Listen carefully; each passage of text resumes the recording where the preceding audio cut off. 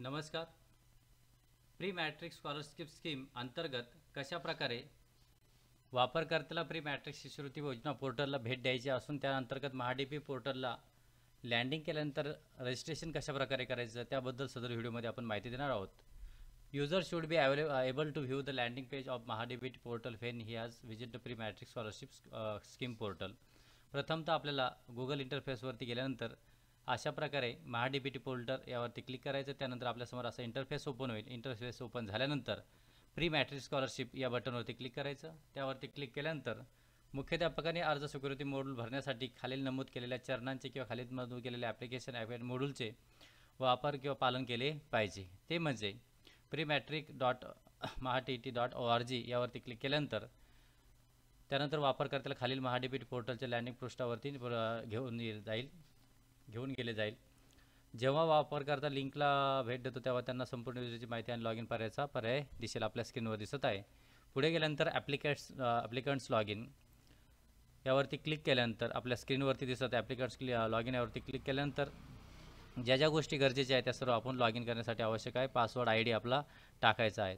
पुढे गेल्यानंतर आपल्याला कॅप्चा टाकायचा आहे. आपला पासवर्ड ID कॅप्चा टाकल्यानंतर मागच्या स्क्रीनमध्ये दिसल्याप्रमाणे इथे आपल्याला लॉग इन ID पासवर्ड टाका. पुढे गेल्यानंतर कॅप्चा टाका. कॅप्चा टाकल्यानंतर आपल्याला सबमिट करायचं आहे.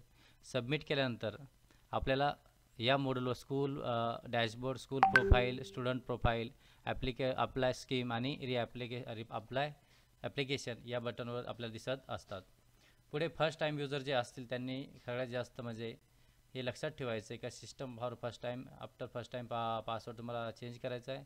System will ask a user to log in again with new password. जेव्हा तुम्ही भरपूर दिवसांनी लॉग इन करत असाल तर आपल्या स्क्रीनवर दिसत असल्याप्रमाणे आपल्याला जुना पासवर्ड टाकून नवीन पासवर्ड क्रिएट करायचा आहे.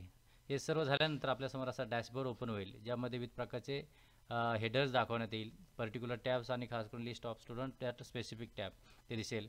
आपल्या स्क्रीनवर दिसत असल्याप्रमाणे वेलकम टू आपले सरकार डिरेक्टली ट्रान्सफर पोर्टल यामध्ये आपल्या शाळेचं नाव किंवा स्कूल नेम संपूर्ण दिसेल आणि खास करून dashboard, school profile, student profile, apply scheme आणि रीअप्लाय ॲप्लिकेशन हे सर्व दिसणार आहे.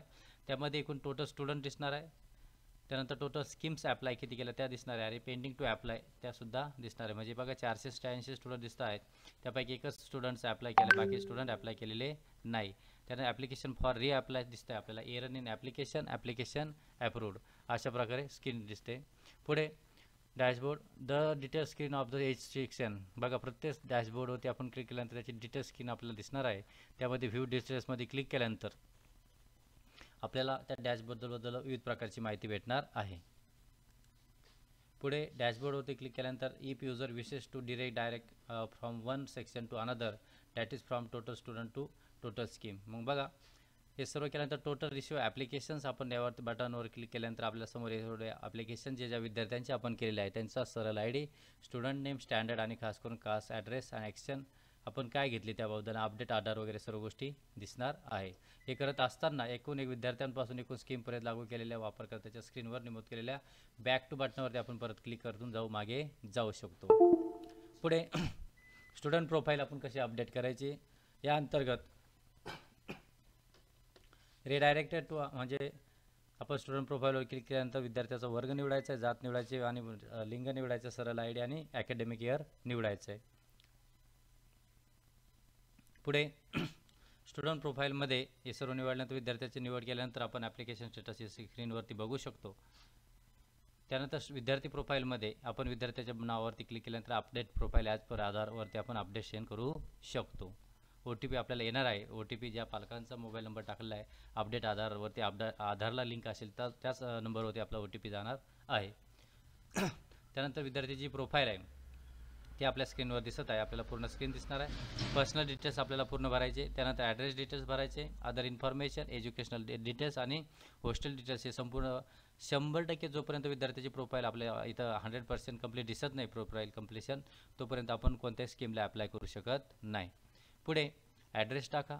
ॲड्रेस डिटेल टाकल्यानंतर विद्यार्थ्याचे अदर इन्फॉर्मेशन टाकायचे ज्यामध्ये आपल्याला वडील जिवंत आहेत का नाही, ऑक्युपेशन व्यवसाय काय तो टाका. विद्यार्थ्याचं एज्युकेशन टाकायचं आहे, सिलेक्ट करायचं आहे आपल्याला. त्यानंतर ते सेव्ह करायचं आहे आणि सेव्ह केल्यानंतर ॲप्लाय स्कीम हे संपूर्ण 100% स्कीम आपली पूर्ण झाल्यानंतर ॲप्लाय स्कीम या बटनवरती आपल्याला क्लिक करायचं आहे. प्रोफाईल भरल्यानंतर आणि सेव्ह केल्यानंतर विद्यार्थ्याच्या प्रोफाईल अर्ज योजनेसाठी उपलब्ध होणार आहे.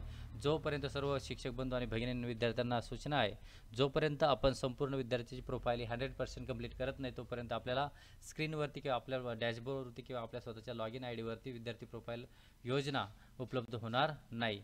स्क्रीनशॉट दाखवल्याप्रमाणे फिल्टरसह विद्यार्थी आपला पर्याय शोधू शकतो. पुढे users can click the apply link under the action. मग तुम्हाला ज्या स्कीमला अप्लाय करायचं त्यावरती अप्लाय करू शकता तुमच्या स्क्रीनवर दिसल्याप्रमाणे आणि तुम्ही प्रोसीड करू शकता.